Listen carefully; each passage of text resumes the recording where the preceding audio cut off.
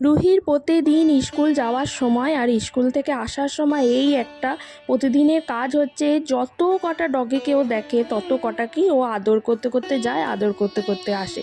ওর জন্য আমাকে আবার বিস্কুটের প্যাকেট নিয়ে ঘোরাঘুরি করতে হয়।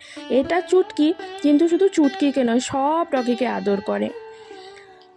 স্কুলে রুহিকে দিয়ে এসেছি, এবার এখন কাজ হচ্ছে আমার কাপড় জামাগুলো মেলা।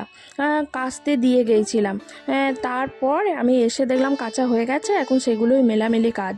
এই যে অটোমেটিক ওয়াশ মেশিনটা কিনে আমার যে কী সুবিধা হয়েছে, আগে তো আমার সেমি অটোমেটিক ছিল, সেমি অটোমেটিকটা ভীষণ অসুবিধা হতো। সেই জল ভলো রে, জল ছাড়ো রে, তারপর কাচো রে, আবার সেটাকে শুকাতে দাও রে, সব কিছু মিলিয়ে একটা ঝঞ্ঝাট একটা লেগেই থাকতো। মানে সব সময় ওর পেছনে আমাকে লক্ষ্য রাখতে হতো, কখন জল ছাড়বো, কখন আবার জল দেবো, সবটাই। এই অটোমেটিকটা হয়ে সেই ঝামেলা থেকে আমি অনেকটাই মুক্তি পেয়েছি। সঙ্গে কিনে নিয়েছি দুখানা, কারণ আমার ব্রোকলি ভাজা খেতে খুব ভালো লাগে। রান্নায় অতটা ভালো লাগে না, কিন্তু ব্রোকলি ভাজা খেতে অপূর্ব লাগে। আবার ব্রোকলির খুব ভালো পকোড়াও হয়, তো সেই জন্য দুখানা কিনে নিয়েছি। এখন এটা দিয়ে পকোড়া আর ভাজা বানাবো। কুকুরদের ব্রোকলি খাওয়া খুবই ভালো, মানে ওদের জন্য, ওদের লোমের জন্য, ওদের বডির জন্য ব্রোকলি কিন্তু খুব একটা উপকারী। সেই জন্য সারা শীতে ব্রোকলি আমার বাড়িতে প্রচুর চলে। শুধুমাত্র কুকুরদের নয়, কুকুরদের সঙ্গে সঙ্গে কিন্তু আমরাও খাই। তো এই জন্য নিয়েছি, এইটা কিন্তু শুধুমাত্র কুকুরদের জন্য। তোমাদের জন্য এটা না, পুটুস খাবে, এটা তোমাদের জন্য। ব্রোকলি নিয়ে অনেক জ্ঞান দেওয়ার পর আমি অবশেষে আজকে রান্না করছি হচ্ছে ধোকার তরকারি।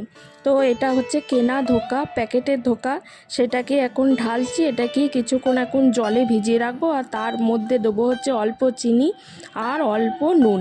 এই নুনটা দিয়ে এবার পরিমাণ মতো জল দিয়ে এটাকে এখন 10-15 মিনিট মতো ভিজতে দেবো। বাড়িতে ধোকা করা হাজার ঝামেলা, মানে সেই ডাল বাটো, আবার সেগুলোর সঙ্গে মশলা মেশাও, আর আমি না ভালো পারিও না, জানেন তো, কি যে মশলা দেবো ছাই কিছুই বুঝতে পারি না। তাই ধোকাটা আজকে শুধু আলু নয়, তার সঙ্গে কিছুটা পটল দিয়েও রান্না করব।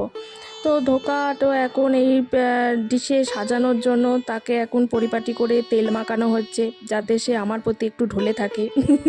মজা করলাম, সেরকম কিছু নয়। তো ধোকা এখন আমার ভেজানো হয়ে গেছে 10-15 মিনিট। সেটাকে এখন গরম তেলের মধ্যে দিয়ে কিছুক্ষণ নাড়াচাড়া করব, যতক্ষণ না এটা একদম শক্ত আঁট হয়ে যায় ততক্ষণ পর্যন্ত। দেখুন আমার শক্ত আঁট হয়ে গেছে। এবার এটাকে থালা একটু ছড়িয়ে দিয়ে ঠান্ডা হতে দেব।